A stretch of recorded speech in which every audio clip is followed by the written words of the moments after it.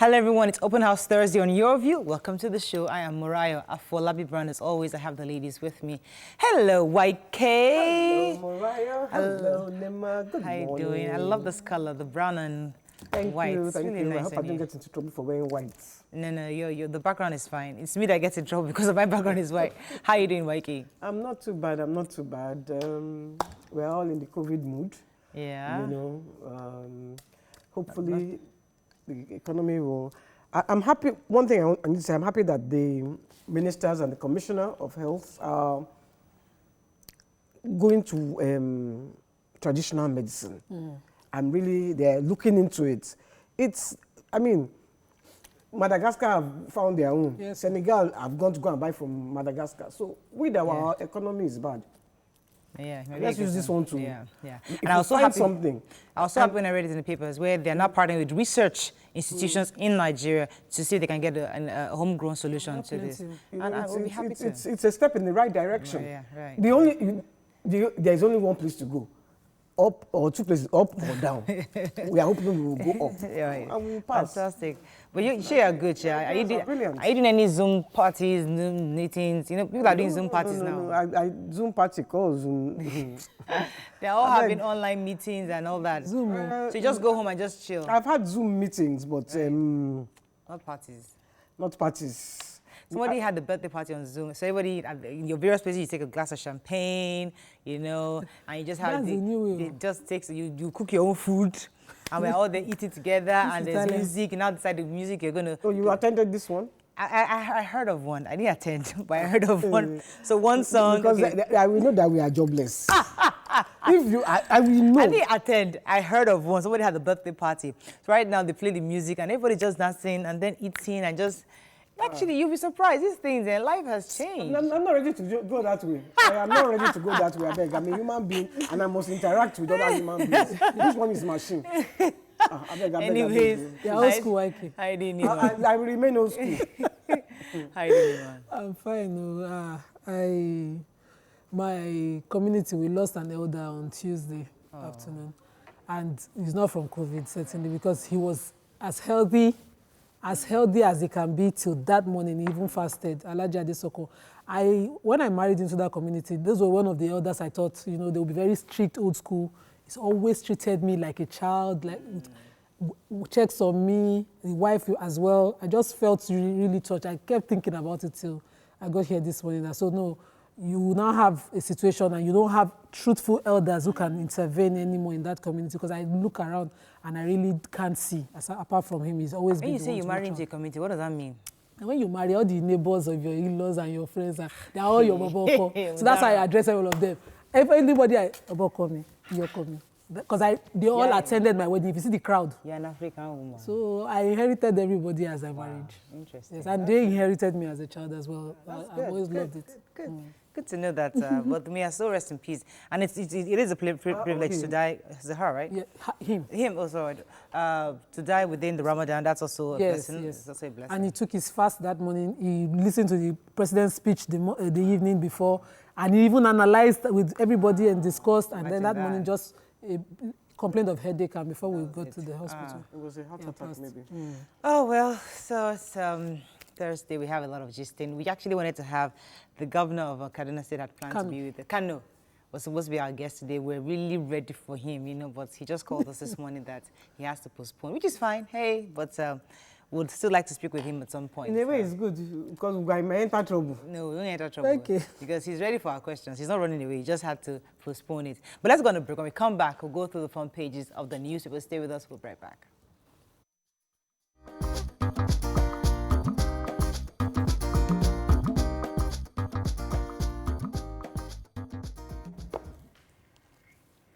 Okay, we're going to start with The Nation.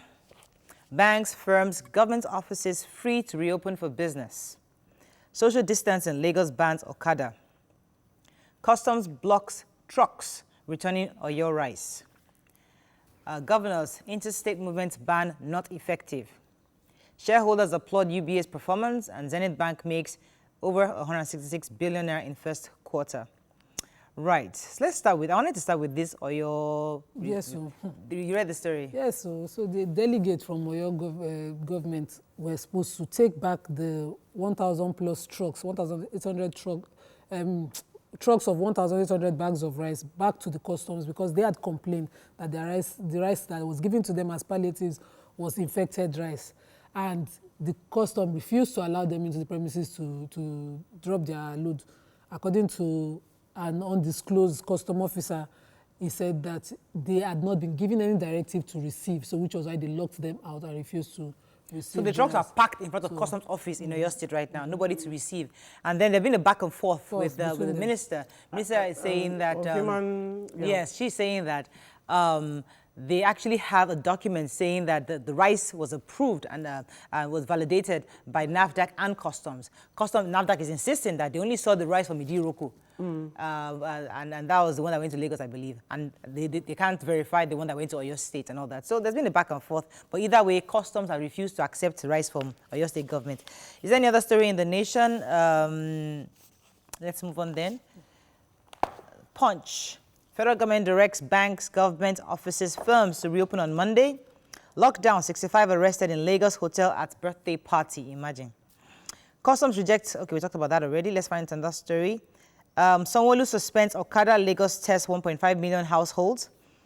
Ekiti commissioners abductors reduce ransom to 15 million. FD cut agency reduce governance costs, says minister. Controversy over atheist arrested for blaspheming Prophet Muhammad. Extortion, IG deploys X-Squad monitoring units in Lagos and Port Harcourt. Okay, which story are we taking in Punch? Okay. Let me take that. Party. Yes. In COVID-19. They didn't do Zoom. It wasn't a Zoom party. This one was a physical. They went, it's called Abule Egba Parks and Gardens, and they were having fun. And then they had got some people in the area, called them and said there's a party there. They got there, some were swimming, some were dancing. So they arrested everybody, including it was actually a birthday party, including the owner of the hotel. Oh, imagine that. And there were suspicions that they were even taking illicit drugs at the venue. They said they saw drugs. I don't understand. People don't get this. They don't understand. They're all going to be charged. There was a picture in the papers of all of them entering the black market. Between age 15 and 45. Kolomo kilo from where? I don't know. Actually. Imagine that.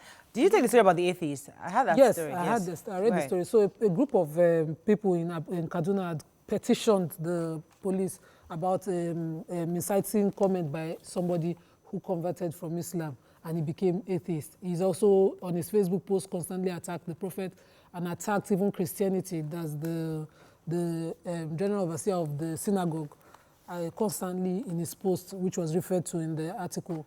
But this group petitioned, and based on that petition, the police acted and arrested. So my question there, I mean, it's not our discussion today, but it's if they live, that person lived in Lagos State, I guess they can do that because freedom of speech protects them. But the Sharia law is... if people petition that there's an abuse on inciting comments, the police is supposed to investigate it. Okay. So this is an ongoing investigation. But is it protect under... Nobody if they investigate, nobody has do they arrest prosecuted him.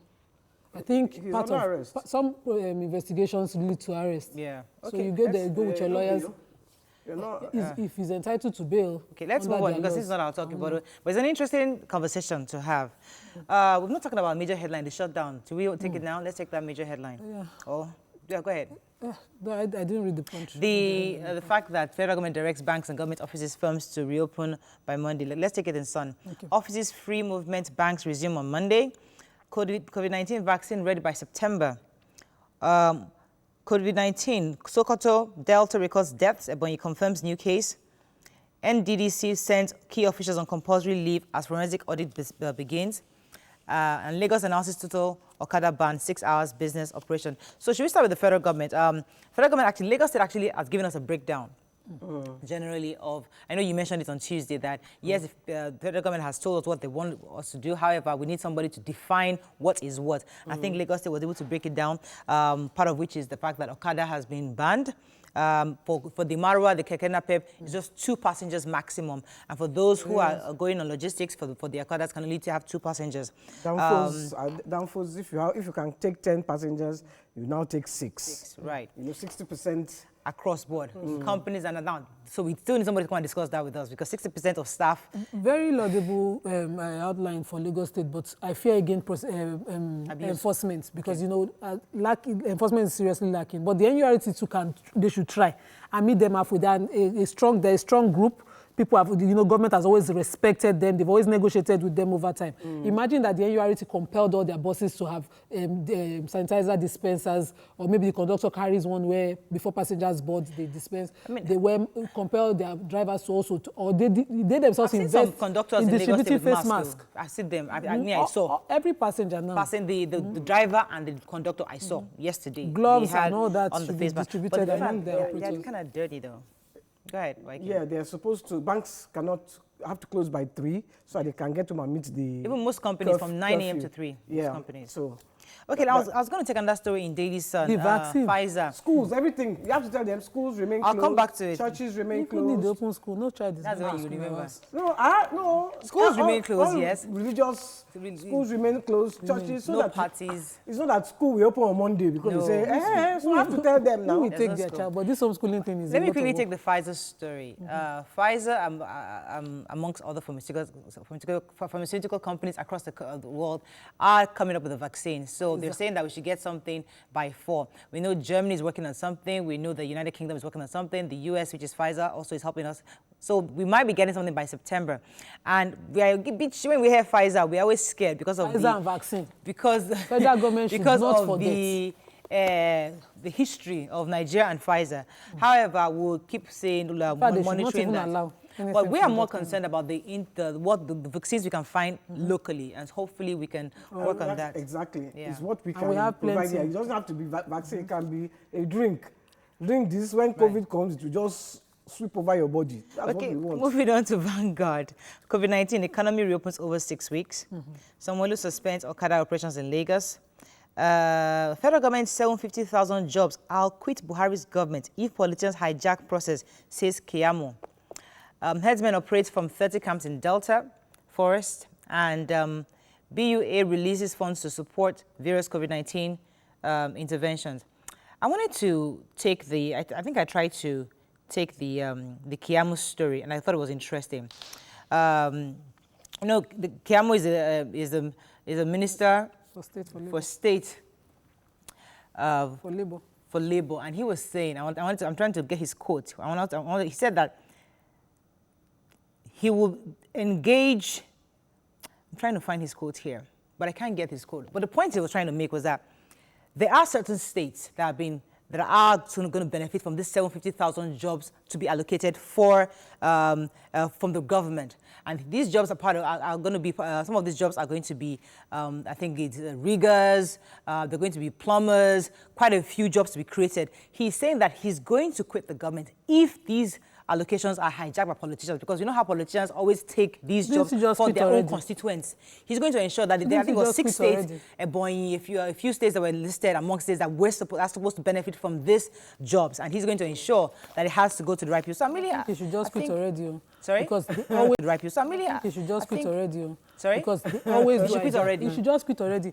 They always do hijack these things. Okay, I wanted to talk about maybe it's in other papers. because of time, go ahead, Nima. I wanted to take another story in the Punch. We didn't get it. Maybe we should finish. Okay, the federal government are agreeing now to adopt the Orosoye's commission's report on reduction of their agencies and merging of certain agencies to reduce governance costs.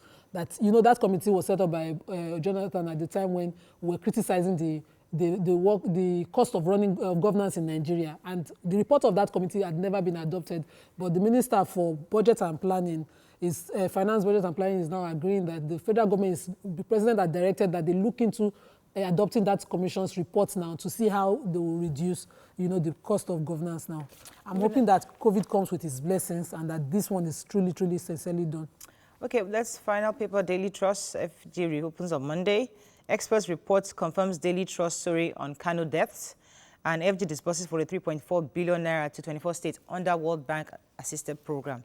Okay, who has the Kano death story? So, Waki has that. Nema has it. Go ahead. So the Daily Trust report that that said 150 people died in Kano within 3 days earlier in April was criticized by even and denied by the Kano state government. But Daily Trust reported today that 2 experts, one Yusuf Meitama Sule from University of Kano and Yusuf Yao Gambo, have reviewed that report, and they've brought out reasons why that report will be true.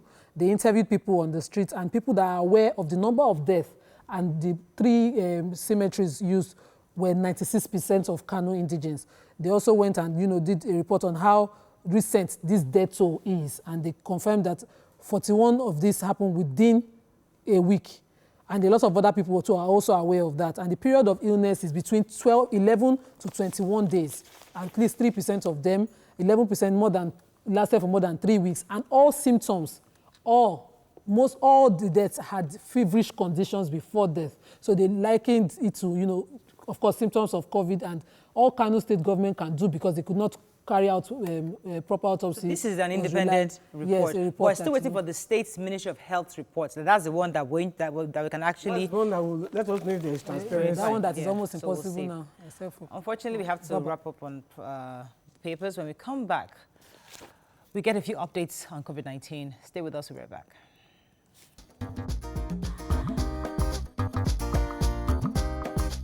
Stay tuned.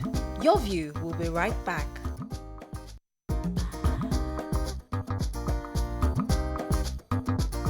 Welcome back to Your View. Thanks for staying with us. So we have the Commissioner for Information, Delta State, Mr. Charles Aniago. Good morning, sir. Are you there? Good morning. Thanks for having me. Yes, good to have you. So we read in the papers today that you lost one person to COVID, I think it was yesterday. What was even more disturbing about that story was the fact that the person had gone to NCDC, told them of his condition. They did their test for him and asked him to go back home. By the time NCDC called him back, they found that he was dead. My question, therefore, is what's the procedure in your state on how to help or to engage those who come forward to be tested? Well, thank you very much. Let me make it clear that our procedure here is not different from what you have in Lagos, in Abuja, and indeed every other state where NCDC has done quite well. You do know that the process is that once you feel sick and you have some of the symptoms already identified with COVID-19, you are expected to call certain numbers, which were made very, very public. We have as much as 4 of those numbers that were given out to members of the public. But beyond that, we also said, if you feel any of the symptoms, whether you are having dry cough or possibly you're having running nose, body pain, or some form of pains, or any feverish feeling, you can also contact your councillor, your local government chairman, or the executive secretary in charge of health at the local government level. So we have a number of persons that you can reach out to for the purpose of also escalating the development to the disease surveillance officers that we have across the 25 local government areas in the state. There are some individuals which you do know, not only in Delta, sometimes when they take ill, they prefer to either begin to embark on some form of self-medication, which they have done over the years, and you know how difficult it is to change certain primordial sentiments. And what you need to understand is that at a time like this, is even when you have body pain that you may have had before, it's important that you report it because you may not know what it is.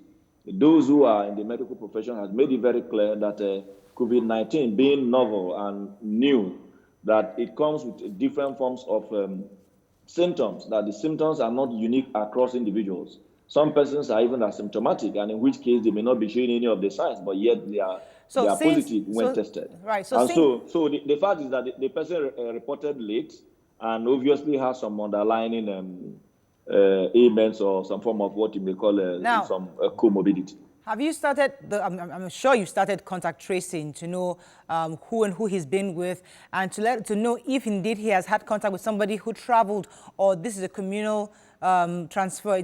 How far have you gone with that source? You do know that at this level, across the length and breadth of the country, we're already experiencing a community transmission. So even when you ask questions as to whether you have traveled to places that at the moment have become high risk, places like maybe Lagos, Abuja, or even Kano has now joined a number of states, even our neighboring state. Those State is gradually also becoming a high-risk state, given the number of persons that have been confirmed positive. And so even when you want to beam your satellite along that particular line as to who you have, may have been able to interact with or come in contact with, we are quite sure that the the virus has now moved beyond the issue of your travel history because of some level of community transmission.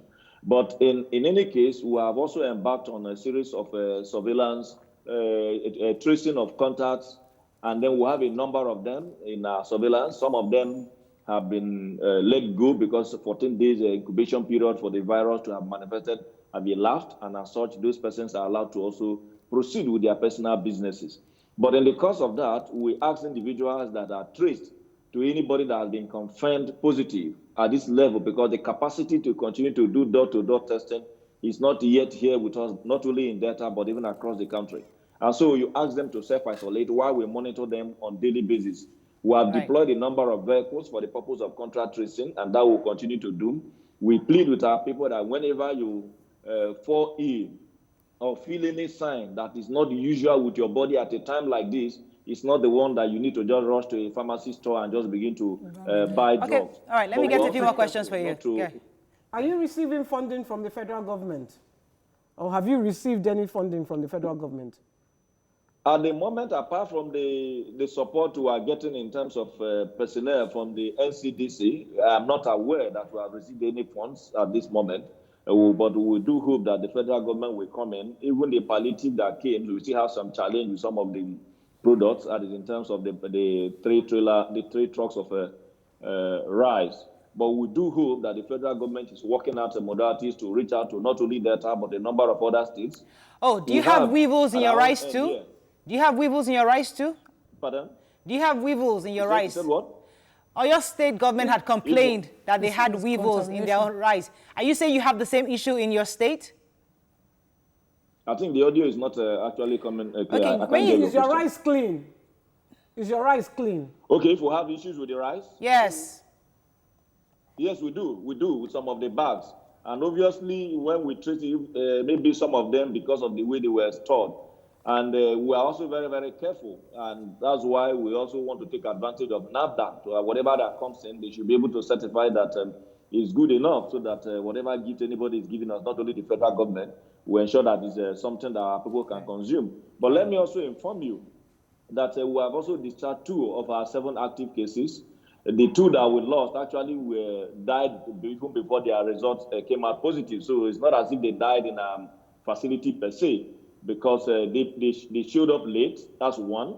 And secondly, they also have some form of underlying sicknesses, which you do know, according to medical experts, is not too good with COVID-19. Then the 3 active cases, by the grace of God, that we have now are doing quite well. Just yesterday here, by the grace of God, too, we were able to set up, in collaboration with Irua Specialist Hospital, our testing center. So now we don't need to travel to Edo State to conduct our test. We can do that right here in Asaba. Great. All right. And that is also an advantage. Right. So the governor announced on Tuesday that there will be a partial easing of the lockdown within the state. Why? What informed that? Well, we have examined the 28 days that we had a total shutdown of the state, both its impacts on the economy of the state and the fact that we have also done a level of sensitization to the extent that those who may be doubting before now that COVID-19 had the capacity of infecting and indeed killing an African, that is not the truth. So with that level of knowledge, we are comfortable that our people can, to a very large extent, also take personal responsibility. But that is not also without some form of adjustment. The governor have also directed that for those who even be out there on the street, it is compulsory that the moment you want to come out in the public, you need to wear your face mask. Good enough, we have, as a state, been able to produce and distributed 1 million pieces of the face mask, while also pleading with well-meaning individuals to fill in the gap. And I can report to you that a good number of Deltans and others have assisted us in providing palliatives. And so having secured that kind of support from members of the public, we're also confident that a number of persons at their local level will also be able to provide some of these needs, particularly face masks, so that beyond the 1 million the state government has produced and distributed freely, other individuals can also afford to fill in the gap. Okay. But we also made it very clear that it's meant for the very vulnerable, so that those who can afford it can get their own by themselves. Because Delta is not without any cases, and contact tracing is tough. Any plans to increase instead of the suspect cases testing to door-to-door testing to improve the number of tests you carry out daily? I think the audio is not coming across clearly. Any plan to increase the number of tests that you carry out daily, door-to-door? If you may repeat the question again, please. Are you planning to increase the door-to-door testing? Are you planning to increase the door-to-door testing? The audio is coming quite low, and so I can't get the question. I do apologize about that, but we'll try to sort out that technical issue. But we just wanted to know if Delta State is planning to do a door-to-door test. If our producers can call him back, maybe we can speak to him via audio. If we're planning, I heard what if Delta State is planning. Testing, more door-to-door testing. Yes. Okay. If we are going to continue, yes, we do. But of course, you do know the capacity. We don't also want to begin to promise what is not going to be very, very traceable. We at the moment we are doing more like on case basis. The moment you show up certain symptoms, or that you show up and we discover that you fall within the case definition, yes, to subject the person to test. But those we are can't promise you now that we can begin to go from house to house. It's not happening anywhere in the country. And this is not a disease where you need to begin to do probability sample and say, okay, let me test A in a family. So once A doesn't have it, means everybody in the family is free. That is not true. And for us, we don't do politics with issues that have to do with the health of our people. And so nobody will just want to promise you that we're going to take the one center that we have. Beyond being just one center, what of the reagents? You may not, I'm not talking about the cost alone. You will need to be able to also have enough reagent for you to now hit the streets and begin to test from house to house. Have you reduced interstate travel? Are people allowed to come into your state, or that's been totally? Yes. We are just like most of the other states. Starting from today, we also barricaded our boundary. You do know that, except for, of course, for those other classes of service providers that the federal government have rightly spelled out, we have done that. But beyond that, we said individuals also need to take a measure of responsibility.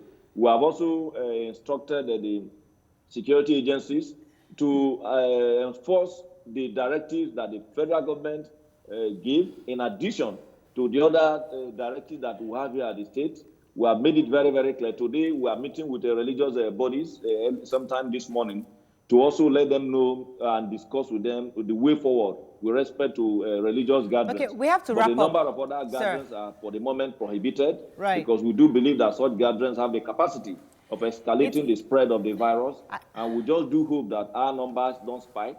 Okay, because, I do worry though, sir. I do worry because you're just closing down your borders today, and that's about 6 weeks after.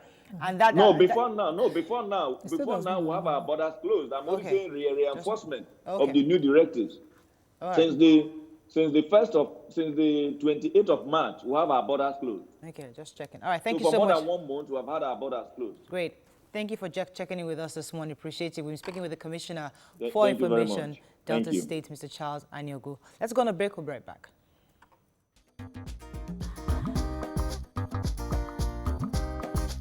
Stay tuned. Your View will be right back.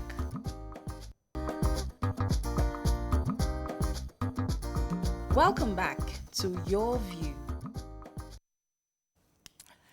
Thanks for staying with us. So we celebrate Nigerians who are helping with palliatives during this pandemic period. We'd like to say a big thanks to so many people who have done a lot during this period. But with special attention, we give thanks to TBA Services, exclusive distributors of the Right Foods Limited, for supporting Lagos State COVID-19 food emergency response with 10 trucks of Biggie premium water to support Lagos State emergency food response. That's fantastic. So each truck got a total of 1,512 cartons of 12-pack per carton. This gave a total of 181,044 bottles. So those are the pictures there. So thank you so much to them for the great work they've done so far. Like, that's a lot of food, a lot of water. So we also have the Yaniwura Children Care Foundation, a core charity organization. They're distributing food to disadvantaged family members at their various homes. And they'll be doing that for some time. Also, the heavyweight champion, Anthony Joshua, gave out some, gave some food at Shrine. And that's some of the food packs from Anthony Joshua. So those are packed food, dry foods actually. It was distributed at Shrine, which was really, really great. So thanks to Anthony Joshua for the great work he's done. And we also know Ebuka and Banky W feed Nigerians every day, residents daily. They've been doing a great job. So I know we started it last week, but we stopped for a few days. But we decided to continue to celebrate Nigerians who are doing great things. I know Cocoon Foundation does quite a bit. We'll get more information about that tomorrow. I know that Teyosia Kerele has also been feeding people in the IDP camps. So she's doing a lot of work in that area.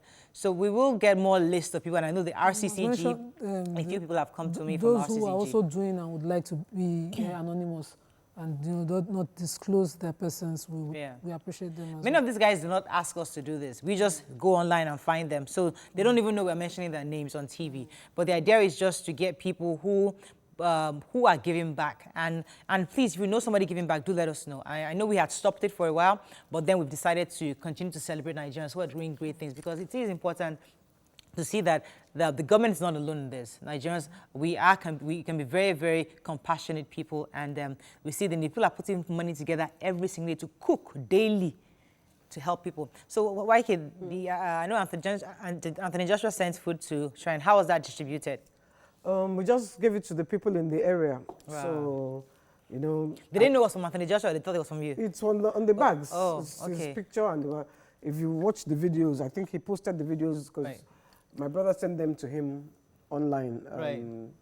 Sent them to him, and he posted them online. So you see that they were thanking him. Wow. That's your office, YK. Yeah, because the bags are in my office. They threw it to you. They took it to your office. Oh wow, wow, that's good stuff. I must also mention. I was grateful because I have to feed the Shrine people every day, and so it was like a real relief for me. Right. You know, because at least for that week I didn't have to. Give them money. That's good. How do you manage? I don't know how you manage, YK. I don't know. I'm just praying. And then even with the lockdown relief, we are still not allowed to open, you know. So right. So just remember the special assistant to the Honorable Abike Dabiri had sent me pictures of the Bodija Muslim community in Ibadan and how they have a COVID relief committee that they set up, and they've been feeding. They've sent over 5 million feeding people during the lockdown as well. He sent it last week. I couldn't take it because we had finished reviewing, and he sent several other committees like that, you know, preparing relief package for during the COVID. They've also extended it into the Ramadan, and are continually feeding people, all other groups like that. That's great. That's great stuff. So we do celebrate all the people. And if you know somebody, as I said earlier, please call us. We're going to go on a break now. When we come back, we continue our show. Stay with us. We'll be right back.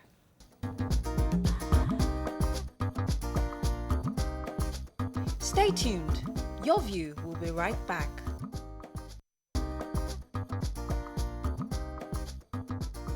Welcome back to Your View.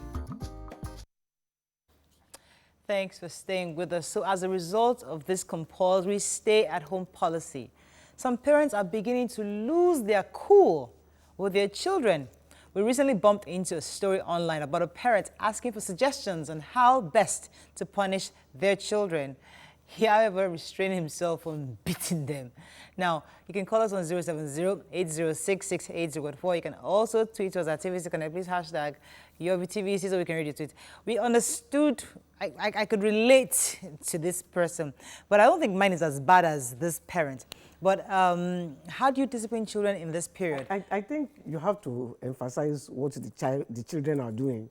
He says some of them will pee inside the gun, and then they will start to put, they will start to play police with it and shoot people. He said that they will put gum on his shoe and then be watching him when inside his shoe, when he's removing his, then they will stand and start laughing. Oh my goodness.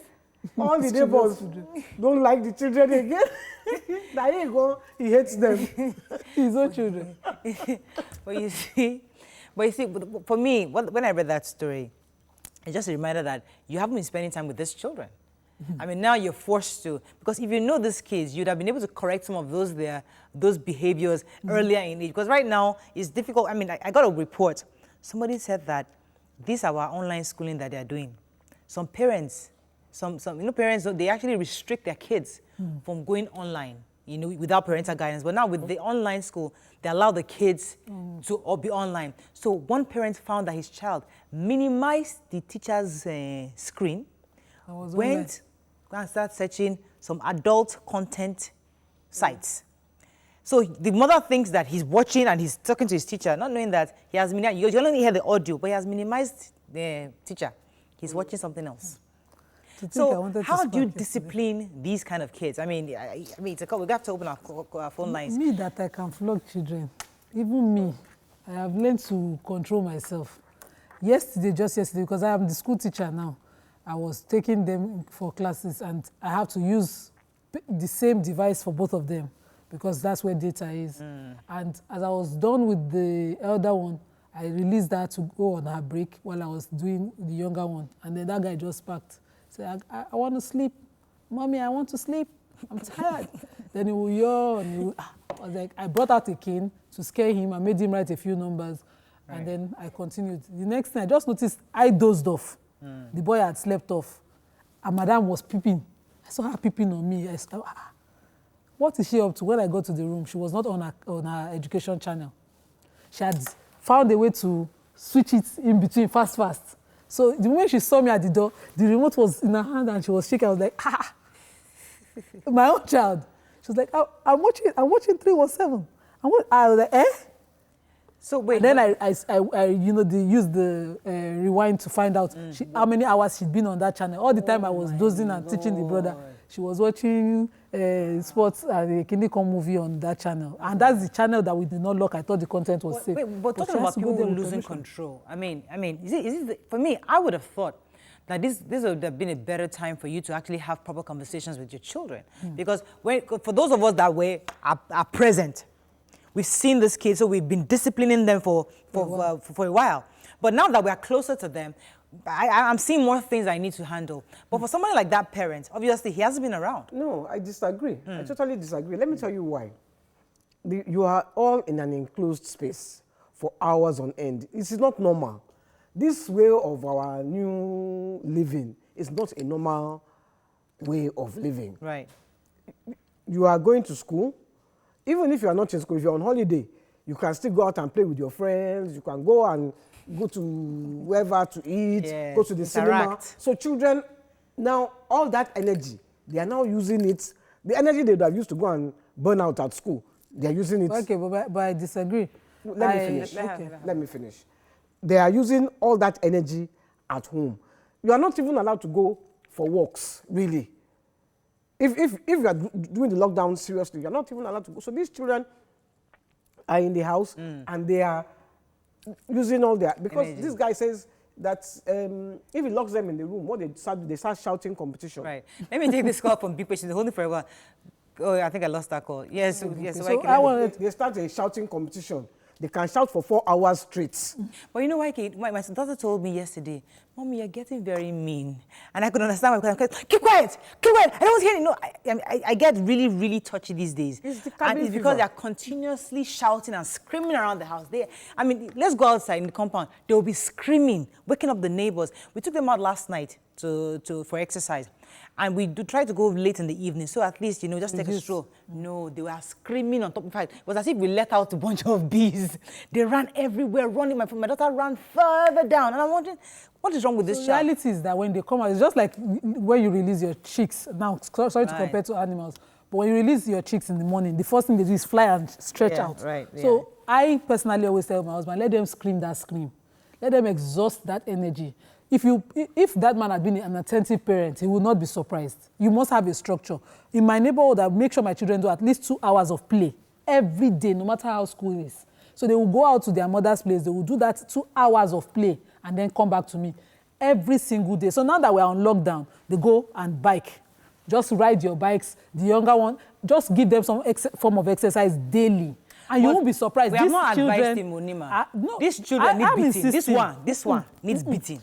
If he looks into his past self, he do the same. No, because how can you put urine inside gun and be spraying the whole house smelling your urine? I was complaining of them bringing stones to the house, but I remember as a child bringing sand to my mother's bed for being locked in. So yes, children would do every kind of thing. It is me now that is advising me that I regularly beat, that I'm advising be patient, because now that I'm sitting with them constantly. Excuse me, if he's going to let me take this call. It's been on me. Good morning, are you there? Yeah, I'm there. Good Thanks morning. for calling. Go ahead, please. Yeah. How are you disciplining your kids? Yeah, you know, the truth of the matter is, this time around, some parents will be saying the true color of their children. Because, you know, they are spending more time with their children now. And, you know, all the times they have been spending in school, they don't know what they're doing. But now, they will now be seeing the true color of their children. And this is the time To fix they're it. supposed to now give them attention to guide them in some things Properly. that they have been doing before. And I pray that God will help them, because it's not easy to raise children nowadays, Yes. especially in our society now. Thank you so much for that, because this report I got from this parent whose child was watching a pornographic content online when they were supposed to be having their online. This is a private school. It's a top private school. So the mother was shocked because she didn't know what to do. Then, of course, she told the father, and the father beat the child black and blue. But of course, that doesn't solve the problem. That's beyond. Beating is not the solution at that point. It's having a conversation with the children. But I like what the caller said. There are things, especially the teenage ones. This one in the story is 3 years, 7 years, and I think 5 years. That one, trust me, that's the age they do that kind of stuff. But when your kids are like that, 11, 13, you need to pay attention. This is an opportunity for you to pay extra attention. And you see things that you can actually quickly fix at this time. YK, you wanted to say something? I know that one, they put rat glue in his bed. Jesus Christ. you won't spank that. Mano. No. No, What you content see, does he open to the children?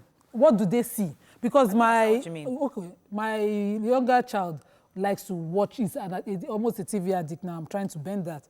And whenever he sees something on TV, he will most likely exploit. When he's talking to me, my mind too is going back to where did this happen? So recently he was saying to me that there's no energy in something, and that's why it's not working. And that thing can power something for him. I was like, it has to be Blaze, because he's a TV addict. So I always speak from wherever I've exposed them. If your child, for instance, is sitting on your own device, or your device and is probably watching pornography, you need to check the history of content you yourself you have clicked on. Because your device will be suggesting areas that are of interest to you. And that's what your child might click on. Possibly. So it might be you might be your child. You need to, the blame cannot necessarily just land on your child alone. Right. And the kind of maybe play he that you has play used with the them. rat glue for rats. Imagine- So he looks like a rat. Imagine my husband that Let me take this plays call. rough with Good his morning, are children. you there? Beating them. Yeah, good morning. Thanks for calling. Go ahead, please. Yeah, it's not easy coping with children these days. Not at all. It's just something else entirely. You have to start telling them, sit down here, sit down there. I can't wait for this lockdown to be over for me to resume back. To run away. It's run away good from to hear your thoughts. Thank you so much. Me, my own dad, they always want to come to my room. You see, it's like my room is like amusement park. They're constantly asking to enter. My husband wants to enter like this, click, locks the door. That's why they want to come. He'll be banging on the door. He say, your baby brother is Listen, sleeping. listen. They Curiosity. want to enter that room. Once they enter, they'll jump on the bed. It's And I'm thinking, when I was curiosity. growing up, I dare not jump on my father's bed. But you see this one standing on my bed. I'm like, hey, get down. That's so disrespectful. And I wonder what's wrong with this one. Disrespect. So now that I have them more, they constantly want, and I keep sending them down. But I now realize that sometimes they will cool send us away, let not come. So sometimes I miss them when they don't come up to my room. So we also have to be careful how we continually push them away or punish them or make them feel like we don't want their company they're around. nuisances. Yeah, right. My boy would stay every night. He would climb on the reading table and open the window, and he'll be shouting, "Yolu, Lola," and they can't hear him. He does it every day. And my husband was like, "What do we do about it?"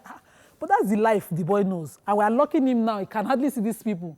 He cannot see that his mom. He can't see his auntie. Every day that these people that are irregular. So let's make suggestions. How do we help this This is parent? what I'm saying about the energy I would suggest, like early in the morning, when you wake up in the morning, oh yeah, all of you come and exercise. By the time you make them exercise, look, my brother's children, they're always saying, when they come, they know me now, they don't come and say that, I'm bored. You got bored? Come. You come and start to do housework. When you tell them, they will automatically, they are not bored again. They are not bored again.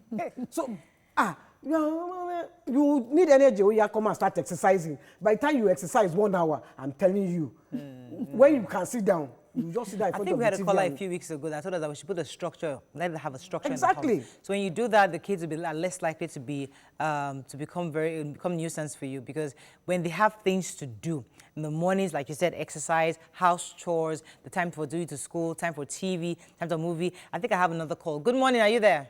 Yes, I'm there. Good morning. Thanks for calling. How are you coping? Well, it's not been easy, but we thank God.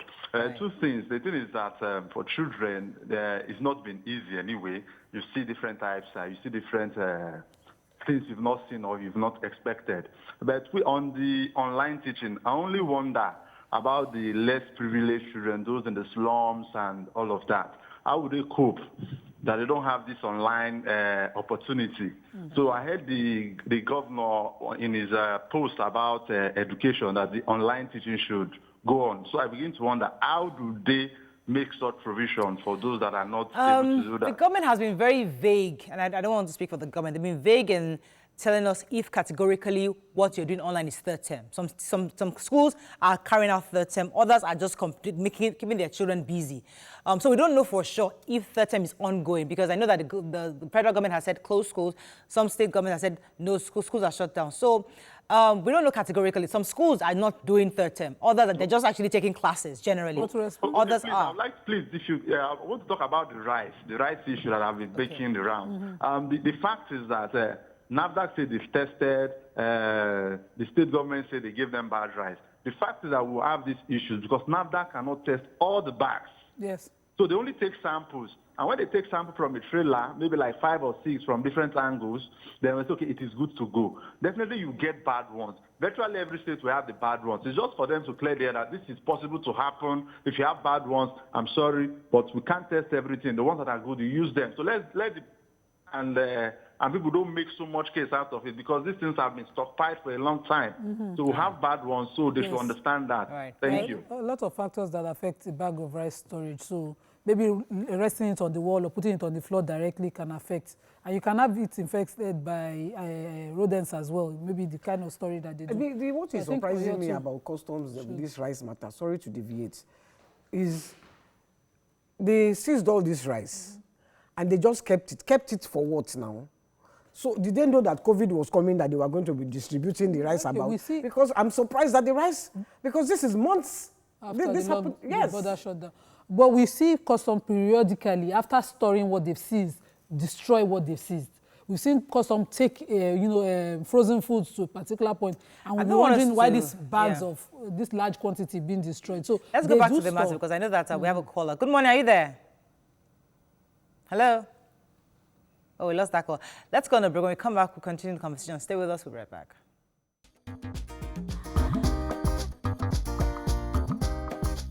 Stay tuned. Your View will be right back.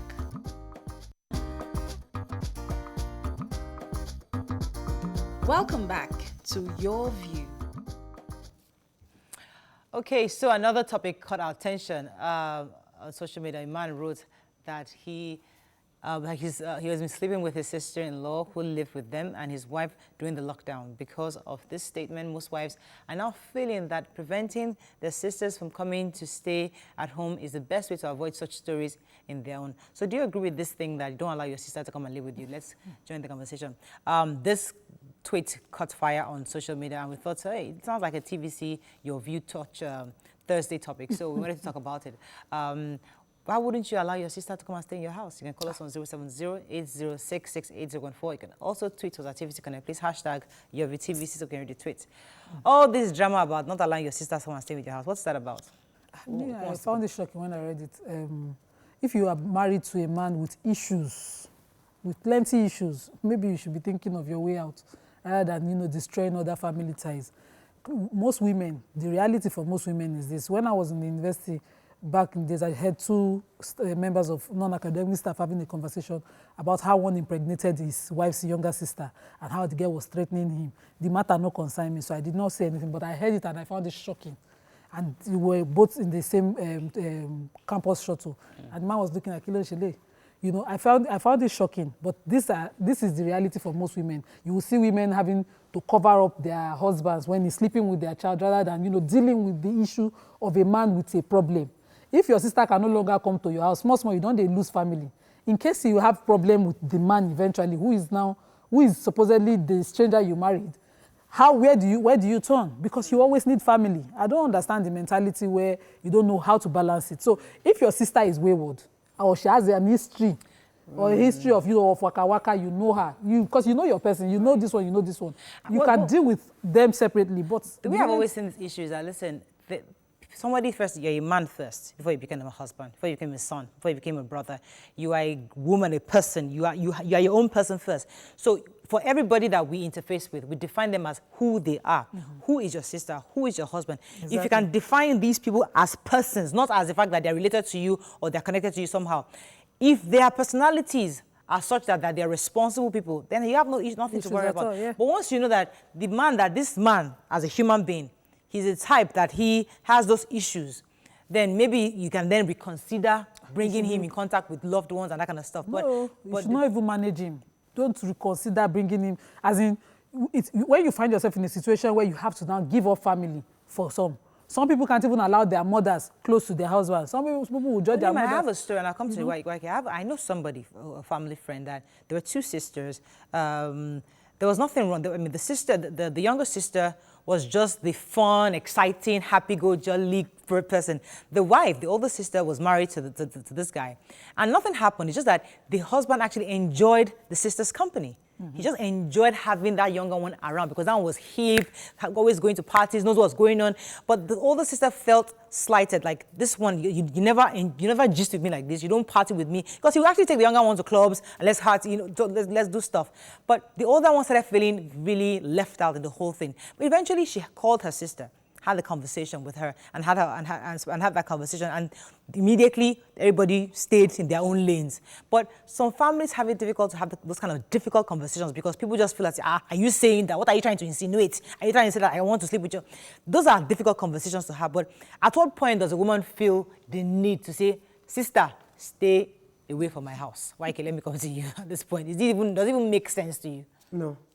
So I can't really talk much on this topic because it doesn't make sense to me. Right. I cannot imagine my sister sleeping with my husband or my husband wanting to sleep with my sister. It's not imaginable to me. It probably happens, so I'm not very... It does happen. It does happen.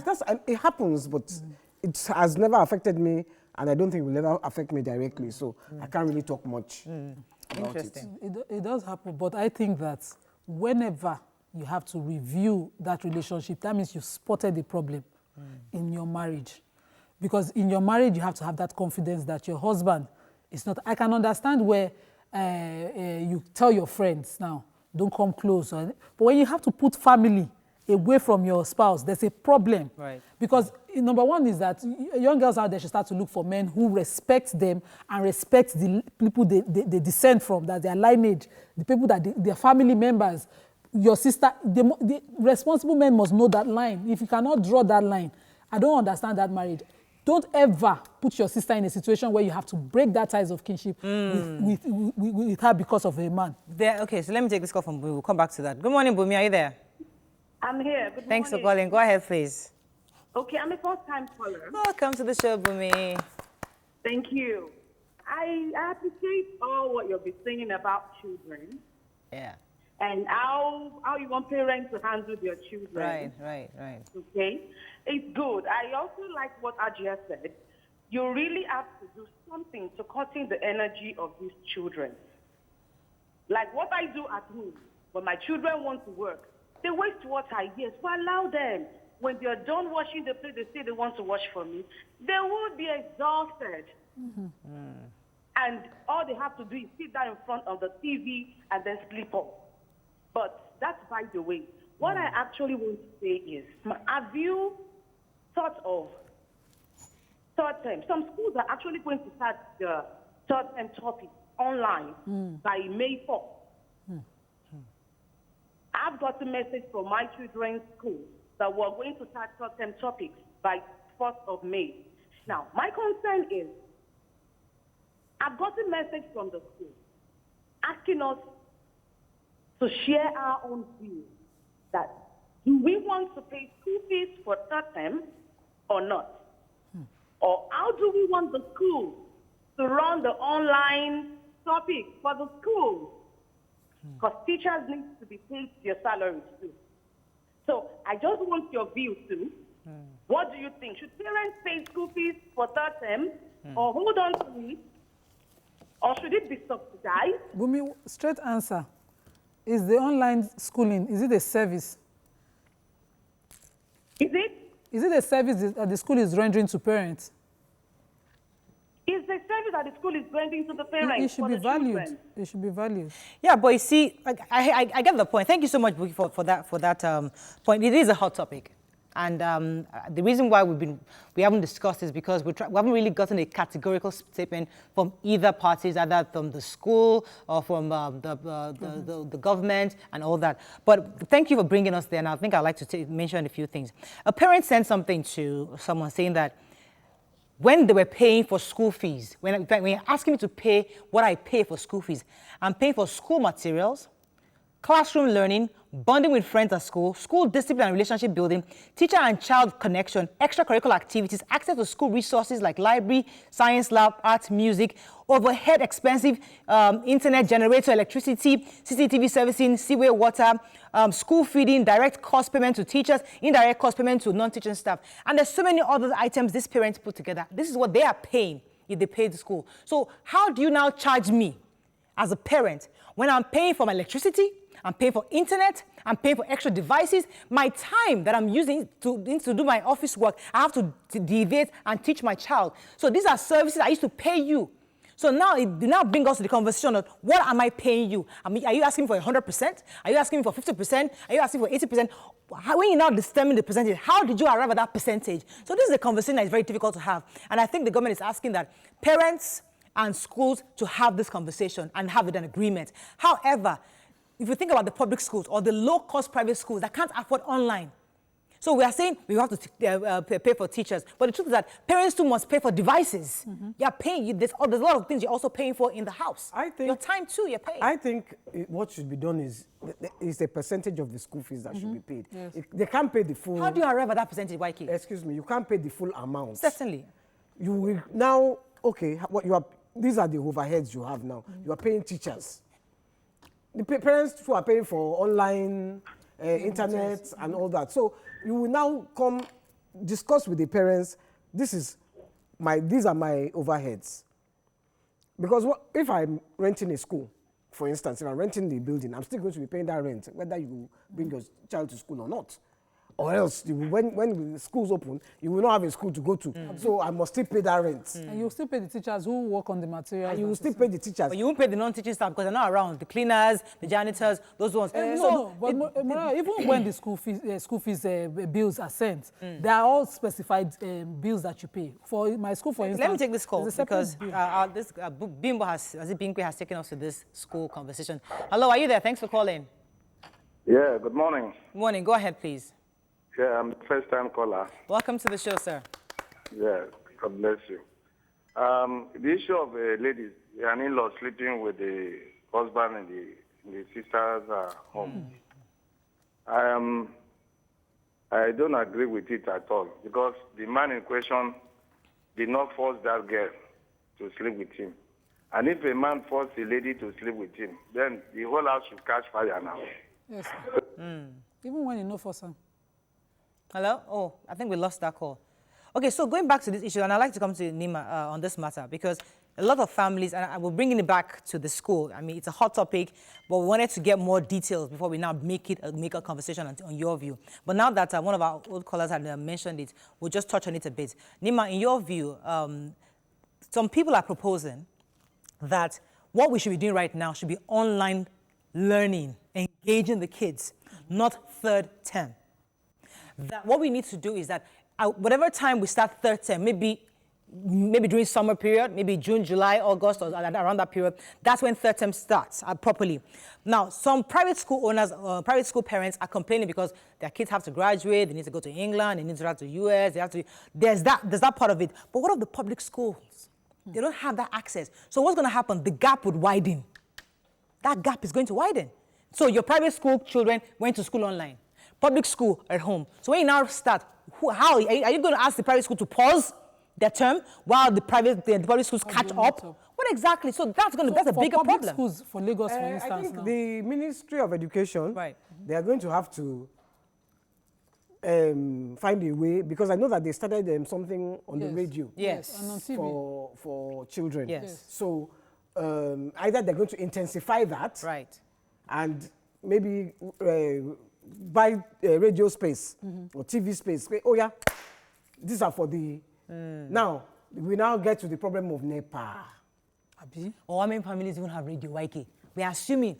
What if the poor problem is how many of them have radio to listen to? So there's a lot of factors. Radio is an affordable device. Yes. See, something must give you. Right.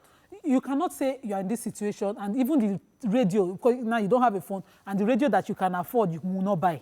Government will not hand over everything to you. And I always say that if there's a small service, there should be value to that service. There's no service that should be free of charge or dash. You should ask, what am I paying? So that they will say, okay, we are dashing you.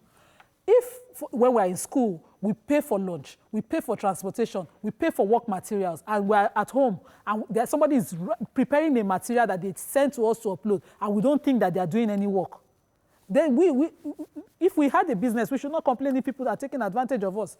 For instance, now in Lagos State, I am aware that the curriculum is being covered on TV and on radio. And even the adult school, I have on confirmed authority because a friend of mine is a teacher with the adult school in Lagos. They are doing online schooling for the adults at home. They're sending them videos every day. In the afternoon, she's on the phone trying to upload, to talk to her students in the adult school in Agboju there. So constantly they are working in Lagos to cover the gap. And if they're covering that gap, and private schools are covering that gap, it means that we'll have a shorter week, or number of weeks when we resume, if we are at all, we must do third term. But that service must be paid for. The teacher's time, the school preparing the materials. The truth is, I personally been online. I have bought educational device material, but I cannot cover curriculum. There are people that actually have 9-to-5 jobs that don't have the kind of time you and I might have. They go to work, they work at banks. Now you're telling them that because they're working, once work starts on Monday now, our kids are still home. A woman banker goes to work. How is she going to now have that time that we have to sit down with our children doing schoolwork? So when we were having the meeting in my own school about that, I said to them, there are days I have to work and classes start by 9 a.m. I'm here now. So they made submission of classwork to end by 5. To cover whatever number of time my husband certainly has been an exception, goes to work almost every day. So I'm the one who has to do it. And they said on the group that, and if you have a family member, someone who has to be with them, you can add that person's number, that person will cover for that. There are things that we can always meet them halfway on. But we cannot tell them that this thing is a no, it can't work totally. I think a lot of times, as Nigerians, we think we are owed a lot. We always think, oh, is the government... Are they going to provide me mask? Are they going to provide me love? If you like, don't wear mask and die. And you wear Ankara. You know, right. Don't expect everybody to do everything for you. Try and do some things by yourself. Now, the reason this lockdown cannot work, is not working here, is in the Western world, they have social welfare. So if you don't have a job, you get money. We don't have that here. Now, it's even difficult to have that here because how many people pay tax? Not every... In fact, I don't think we are up to 40% that pay tax. Long. Where will government get social welfare? Because I know when my daughter, the tax she pays, and the tax she pays is not for her own benefit, it's for the people who don't have jobs. Yeah. That's what tax is supposed to be. So in this matter, but we also have to look at both sides. In the private schools, so you can also say you can't force a private school owner to slow down their curriculum because public schools haven't been able to meet up. So a private school is doing everything to ensure that her own pupils don't miss out. They can actually functionally and effectively conduct their third term online without any issues. Now, do we say because we cannot, on the government side, we stop the private school. So this conversation is both sides. And we definitely will try to maybe bring in a private school owner and maybe somebody to shed more light on this. I think the Commissioner of Education too, it would be a... No, she was on our show this week. I know, I saw her. Yeah, I saw her. yeah. You know, but you didn't really touch on all. I kept asking whether they were issues. regulating this standard of curriculum. They have to go back to the drawing board, see what they're going to do to help the students, and then everybody to think. Because let me tell you, you know the more people that have this thing, phone. A lot of them now. It's people that you don't expect to have phone in this Nigeria, they have phone. Many poor families don't. If you think Murayo, about it. the number of people on comment sections have phones on Instagram in this country. posting 3K for my feeding, 3K. Inside Lagos. You don't have money, but you have that device, you have data. If they have the device, they don't have the one that can do online school. You don't want to use it. Is this iPhone that I'm using for my children? You're telling me the poorest of the poor have because this is where the data is. They have online service on their phone? Of course not. Many of them have phones, but they're just to communicate and send text messages. Even if many of them cannot go online. Even if you have a touchlight phone, it will go on radio. Put antenna. No, radio is a different matter. So you can take advantage of either. If once the Lagos State one is going on, I will switch to it. I will watch it. The one in South Africa is going on. I will switch. We are watching everything. Except I'm not in the house. They are on Education Channel 24/7 because this is what I can take advantage of now that I'm mopping. I'm seriously envious of my older sister that is a teacher. I called her. How are you? She said, there's one school in one room. We've turned one room to class, body on the left and the right, and just 2 children. I was like, if I could just ship my own to you. That's another solution that she has brought up. That's another solution. Turn your house. So if you are the parents, and you are the one that has the device that you can learn, or the newspaper that you can read. That's another thing government can do. Yes. Get newspapers to print it. So buy newspaper if you can't afford phone. Buy newspaper. 150. So that you can read, then you can teach your children. I mean, there are solutions. There is always necessity is the mother of invention. We must never forget that. On that note, we have to wrap up. Thank you so much, YK. That's all we can take on the show. See you tomorrow. Bye for now.